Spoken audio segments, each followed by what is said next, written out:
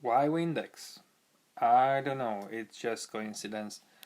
I tried two products to fight carbon on my pistons and it was too little, so I just decided to grab anything available at my house, and Windex was one of them. And I always liked Windex to clean my glass on my car and even like door trim panels. I spray everything with Windex. I spray that stuff all over and it usually works, so I gave it a try. You can click on the link, it's a pretty long video, but you can get an idea how the Windex actually worked. After my experience, I just tried to dig into properties of the chemicals in the bottle, and it wasn't a long list. It was basically water, then isobutane, which is gas which propels everything out of the can, and now it comes interesting. The third of the four products is ammonium hydroxide. Ammonium hydroxide is a solvent. It's a cleaning agent. It's used in most domestic and maybe even industrial products as a cleaner. We have multiple bottles at home which actually contain ammonium hydroxide, and those cleaning agents or cleaning bottles are working really well. And the fourth one is 2-butoxyethanol. Pretty new to me, but I just dug a little bit deeper into it and I found very interesting information about it. 2-butoxyethanol is actually a surfactant. That's a brand new word for me. In other words, it means that it lowers the tension between two materials. If you glue something together, that glue makes tension between those two materials. It makes a bond.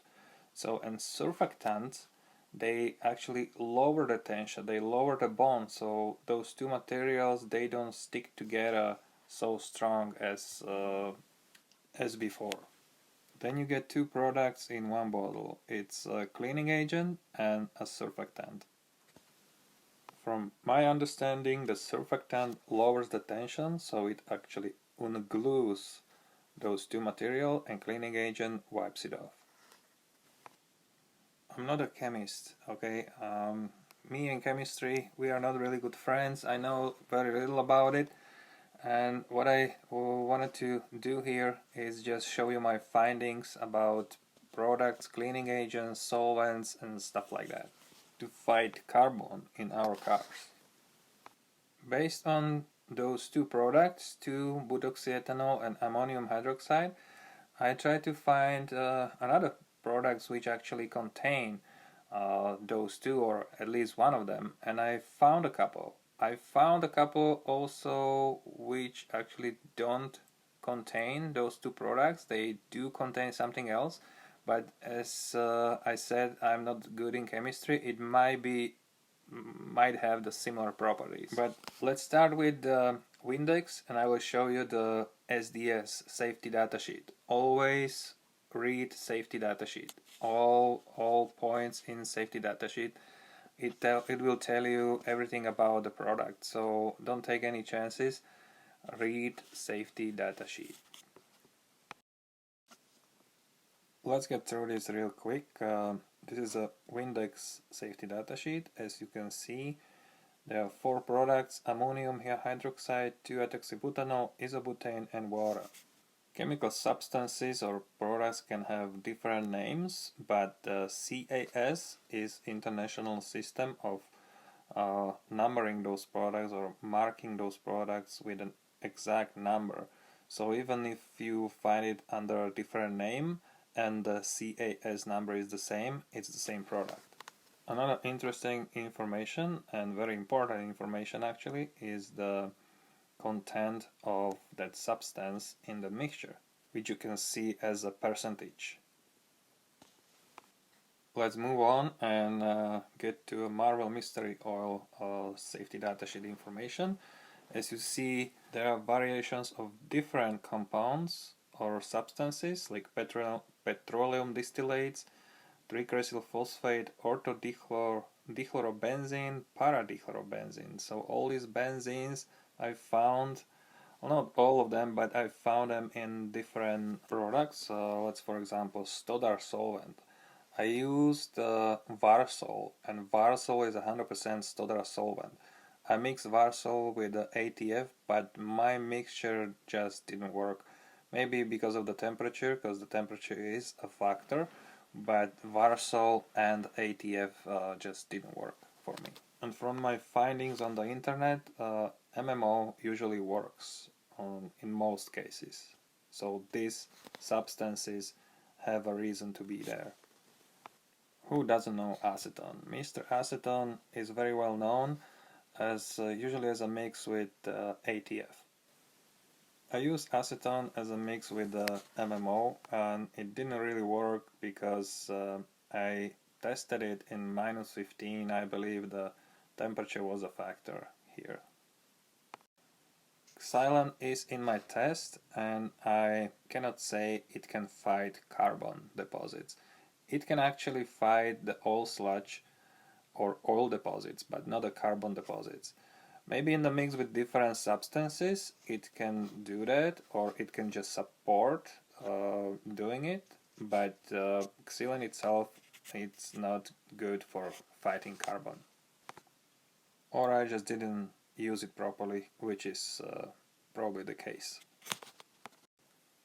Varsol is a Stodar solvent, and it's from family petroleum distillates. So I was talking about petroleum distillates when we talk about MMO, but Varsol itself didn't really work for me. I tried to mix it with ADF, and it did a very little job.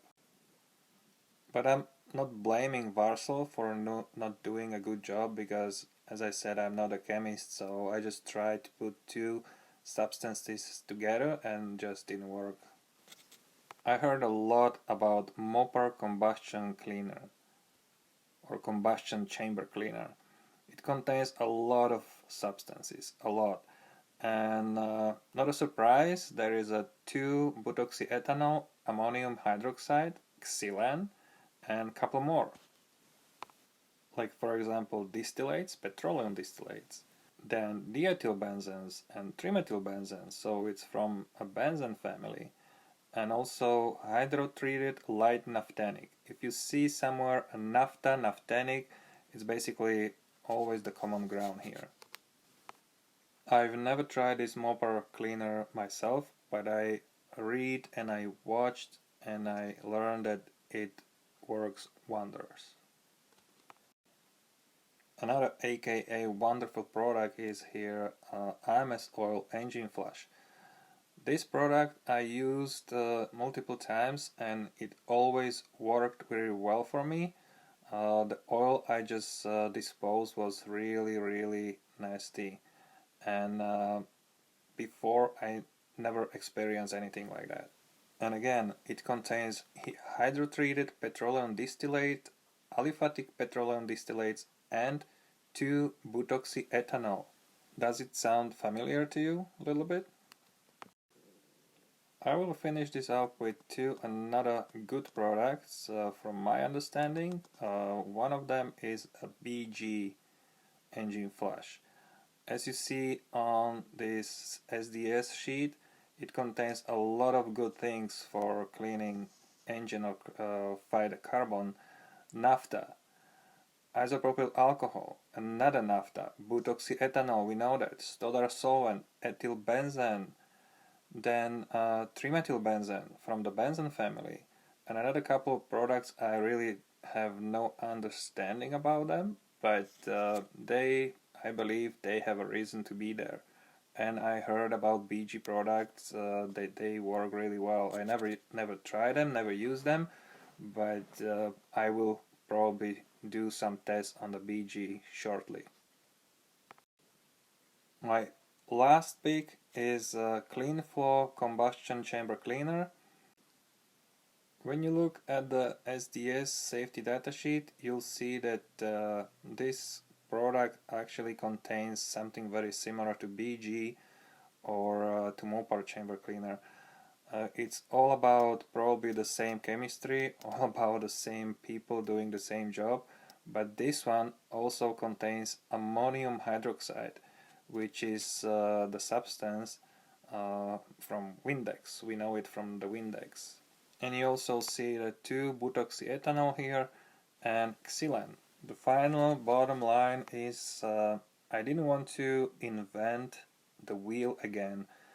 I just wanted to know what's behind the scenes, what these products actually contain, and have an understanding how they work together, how they work in cold conditions, how they work in warm conditions, and find a product which suits you the best, which doesn't cost a fortune. They're not really expensive, but there is a price difference as well.